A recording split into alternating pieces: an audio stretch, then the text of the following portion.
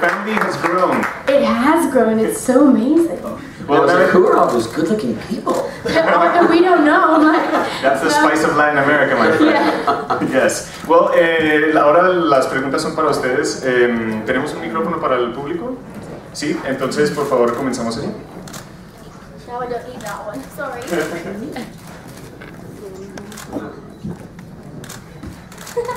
Hi guys, welcome to Mexico. Sorry. Are you there? Sorry, there's just a big line. I'm here, sorry, over here.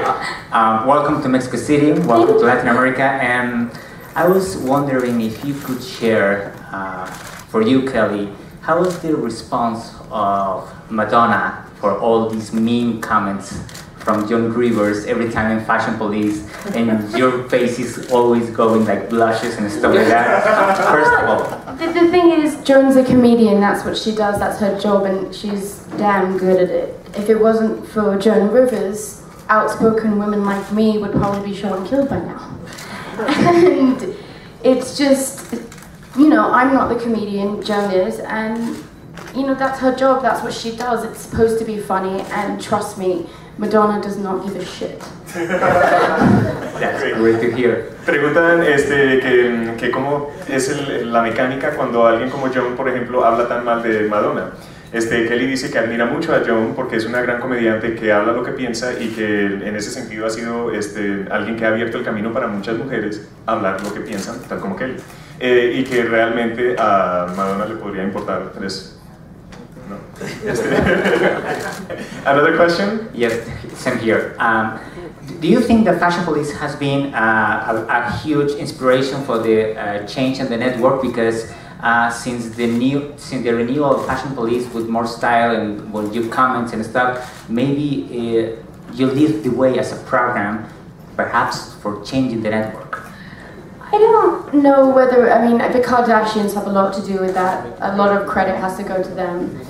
But in the direction that we're going, I think between Live from the Red Carpet and Fashion Police, it has changed it because we give people up to the minute, you know, advice, and we kind of terrorize their outfits, which people love. But for me, I'd rather say something nice than something mean, but it's still, I'm brutally honest, and it comes out and I'm like, oh my god, I've just said that, and it's going to be on TV. I think it was just a natural progression. I mean, it was a refresh. It wasn't really like an overhaul. And yeah, I mean, I think our show, The Kardashians, I mean, it definitely brought more style to the network. But it is, I mean, the red carpet is all about fashion. I mean, that's what the pre-shows are about, and that's all really, most people can tell you, can remember what a girl wore, but maybe not necessarily what film won. So the style is definitely, and fashion is definitely important. The best way I could put it too. Yeah. I have no idea who won what, but I knew what they wore. Exactly. And I think most people say the same thing. Super. Bueno, hablan de cómo programas como los Kardashian han impulsado mucho la imagen del canal y buscar este cambio nuevo que hemos tenido. Pero también reconocen el valor que ha tenido Fashion Police y los red carpets en este gran cambio. Y de hecho dicen que nosotros, gran parte de nuestro público, son personas que van a recordar quién se puso qué, pero no quién ganó en qué categoría de los Oscars, así de sencillo. Y es la gente a la que le hablamos. More questions? Yes, over here, Eduardo Gutiérrez from La Crónica de Hoy. Hello. I would like to know your opinion about the changes that the fashion suffers during these years. I mean, in the red carpet today, you can see people who wears a cocktail dress, but also people like Lady Gaga or Nicki Minaj that dares to wear something very different. So, what do you think about these changes in the red carpet? I've always dressed crazy. I've always had my hair every color of the rainbow. And that's why I love Lady Gaga and Nicki Minaj so much, purely because they put bravery back into fashion again. Because fashion is meant to be fun. And the way you dress shows the kind of person that you are. And to me, when I look at Lady Gaga and I look at Nicki Minaj, I'm like, wow, these girls look fun, I want to hang out with them. Yeah. And it's primarily reserved for pop stars and musicians, because actresses don't really dress too crazy. If you dress crazy... Well, there's Tilda. But she's not crazy, she wears fashion, you know? She's very high fashion. Yeah, I mean, I think if you dress eccentric and you're an actress, then you're considered a crazy actress.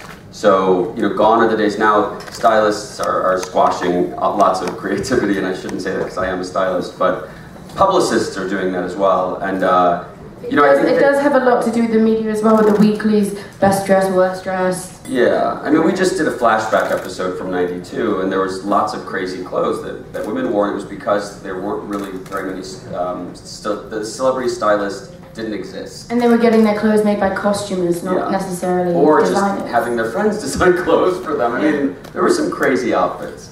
So I think that, yeah, and you know, for us it's fun. It just gives us more to talk about. I certainly don't. I don't look for people looking bad. I'm more a fan of people looking good. I want women and men to look good on the red carpet, but it definitely gives us more to talk about if they don't. Ok, dicen que se divierten mucho haciendo el trabajo que hacen, por supuesto, que no buscan a alguien, digamos, criticar la ropa ni criticar a la persona, no es que lo estén buscando, pero por supuesto cuando sucede, cuando se visten mal, dan mucho más de qué hablar. Hizo una comparación muy interesante de cómo ver un fashion police o una crítica de moda, digamos, del año 92 era muy diferente, porque en esa época la figura de estilista de moda no era popular. Entonces, muchas de las celebridades, incluyendo actores y actrices, se vestían nada más con ropa que le diseñaba su amigo o alguien que hacía vestuario, digamos, para una producción. Entonces sí era como más tipo disfraz. Que hoy en día, para una actriz o un actor vestirse de una manera muy llamativa o que sea mucho más excéntrica, no se usa mucho porque tachan a la actriz o al actor del loco, que es lo que dice Anne Heche. Does she dress? She doesn't dress crazy though. But she's kind of crazy. Yeah. Well, that I don't know. So I've read, allegedly. I've met her. I don't think she's that crazy. Okay, but wait, because there's more. Okay.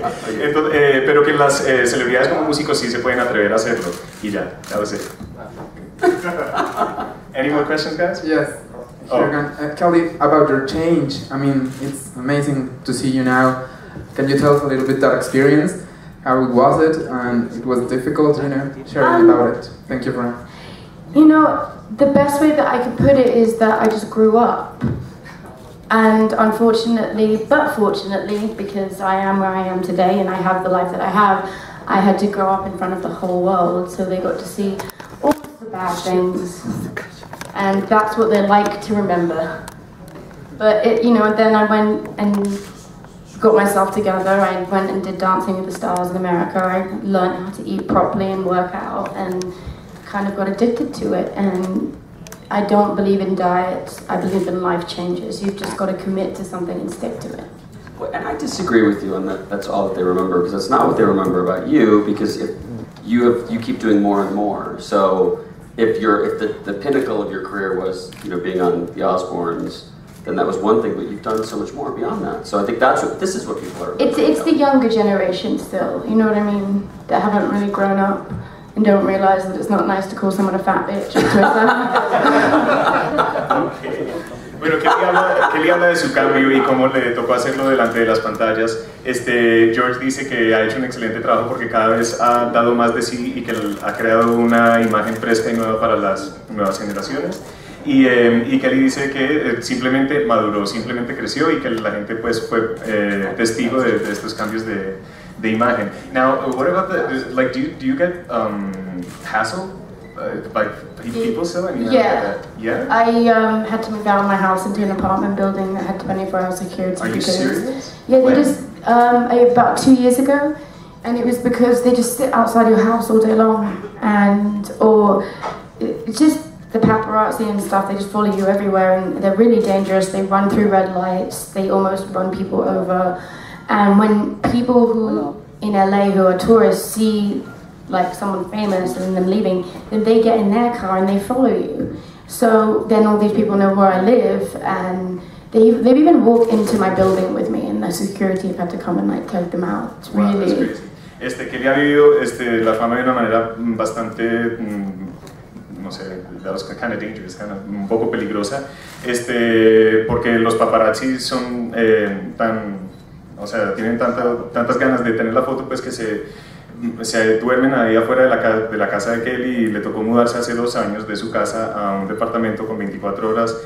de vigilancia y que aún así, tanto paparazzi como turistas que van a Los Ángeles a buscar celebridades le han intentado entrar al edificio y que le han tocado llamar a la seguridad. Y yo estoy pensando, what does this have to do with fashion? ¿Qué esto tiene que ver con fashion? No, I'm just kidding. I don't know. No, I'm just kidding. But you're safe now? You feel? But how do you manage? It comes with the territory. It's, you know, there's good and bad with everything, and that's just the bad side of it. You know, everyone has to make money, and unfortunately, their job sucks to me, but they like it, so. Yeah. And how's your life changed since you've become more public? You know, it hasn't. My life hasn't changed too much. I think. You got what is it? 20 in the top 25 hottest. Yeah, I was on that based on my career, not based on based on my styling career. It's changed in that I go places and people recognize me, but I don't go anywhere and think anyone's going to recognize me, which I think is kind of great because then I have my privacy. So people do recognize me. I'm very like highly to dark places. What was that? Places where there's not too much light. No, but I think that it would be a shame if I couldn't go to the mall because I was afraid that people would recognize me.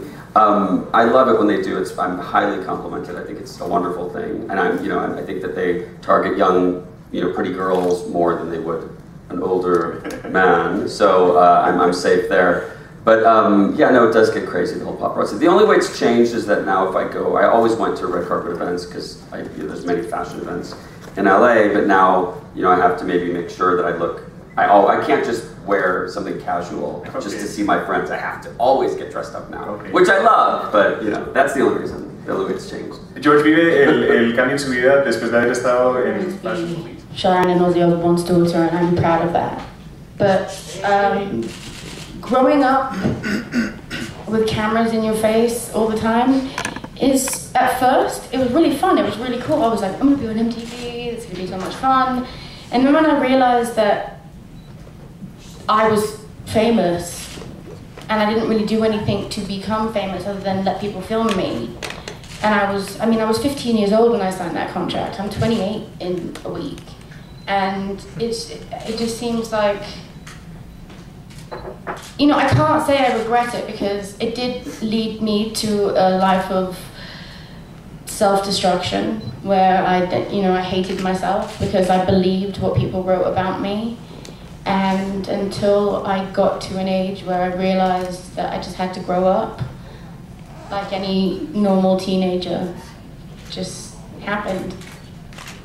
El compañero preguntó que cómo se siente haber crecido delante de las cámaras y de haber crecido como la hija de Ozzy Osbourne, ¿no?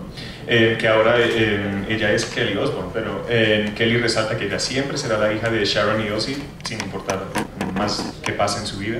Y dice que sí fue muy difícil, que cuando ella firmó este contrato para salir en The Osbournes tenía 15 años, ahora va a cumplir 28 en un par de semanas y que simplemente, aunque no se arrepiente porque goza de muchos privilegios por haber estado allí, sí reconoce que fue muy difícil para ella vivirlo, que la hizo caer en depresión y autodestrucción y sobre todo para ella lo más grave era cuando leía cosas sobre ella misma y que se las creía. Hasta que un día dijo, tengo que madurar, tengo que dejar esto atrás y tengo que crecer, pues madurar. Yeah, I'm a good friend. You really were like, how the hell do you remember everything you said? Un aplauso por mí.